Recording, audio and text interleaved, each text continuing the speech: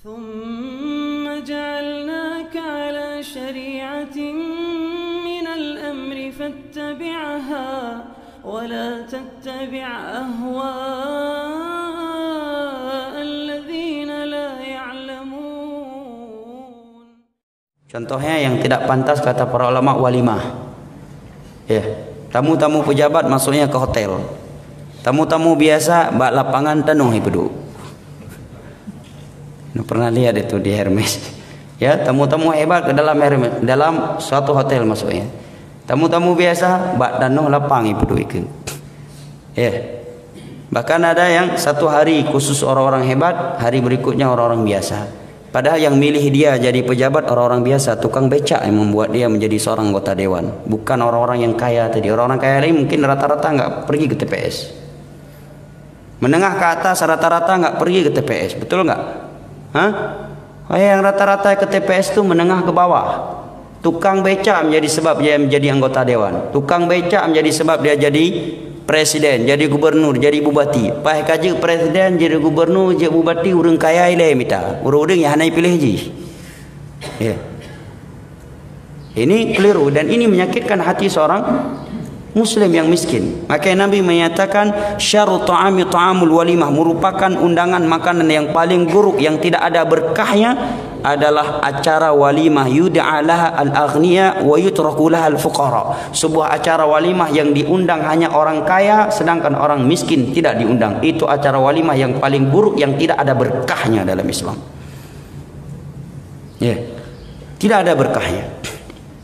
Sabda Nabi SAW, hati-hati yang membuat walimah.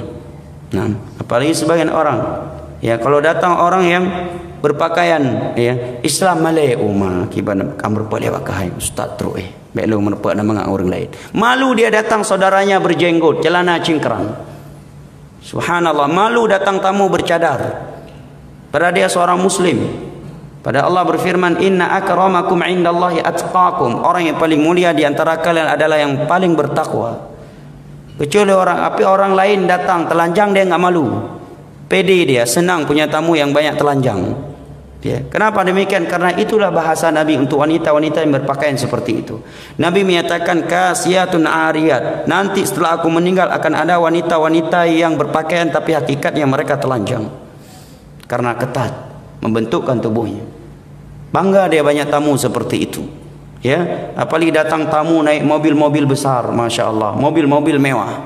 Ya, dengan pakaian-pakaian dunianya, senang dari dalam keluar menyambut tamunya. Begitu datang tamu pakai cadar, berjenggot, celana cingkrang, uli koi pelung, ija ba'na imerpa. Ya, subhanallah. Padahal Allah berfirman, inna akramakum indallahi atqakum. Orang yang paling mulia di sisi Allah adalah orang yang paling bertakwa. Bahkan Nabi bersabda, innama tunsaruna wa turzaquna bi du'afaikum bi salatihim wa du'ai wa ikhlasihim. Kalian itu ditolong dan dibantu oleh Allah karena kalian memperhatikan saudara-saudara kalian yang miskin. Karena ikhlasnya mereka di dalam membantu kalian, karena ikhlasnya mereka di dalam mendoakan kalian, dan karena salat mereka. Orang yang paling banyak salat dia orang yang paling berjasa buat kita. Buktinya kata para ulama, karena setiap tasyahud akhir atau setiap di tasyahud dia akan membacakan doa wa ala ibadillahi salihin. Ini mencakup seluruh hamba-hamba yang saleh.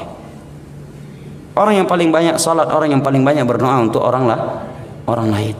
Kata Nabi, kalian dibantu dan diberikan rezeki oleh Allah karena orang-orang miskin di antara kalian, karena salat mereka, karena keikhlasan mereka, dan karena doa mereka.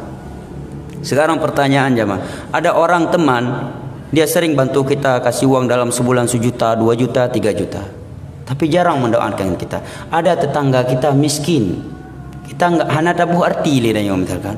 Kita menganggap dia enggak punya nilai di sisi kita. Padahal kita enggak tahu. Dia di sepertiga akhir malam, dia baru mendoakan kita. Ya Allah, pertemukan saya kembali tetangga saya ini di dalam syurgamu. Di dalam sujudnya dia mendoakan kita. Mana lebih berjasa jemaah, pejabat tadi atau dia? Lebih berjasa ini doa. Orang tadi hanya sekedar dunia yang dia berikan. Ya. Sedangkan dia mendoakan kita dalam sujudnya. Dia mendoakan kita di dalam salatnya. Makanya Nabi menyatakan innama tunsaruna wa turzaquna bi du'afaikum. Kalian dibantu dan diberi rezeki oleh Allah karena orang-orang yang lemah di antara kalian, karena keikhlasan mereka, salat mereka, wa du'aihim, dan karena doa mereka. Nah, wallahu taala alam.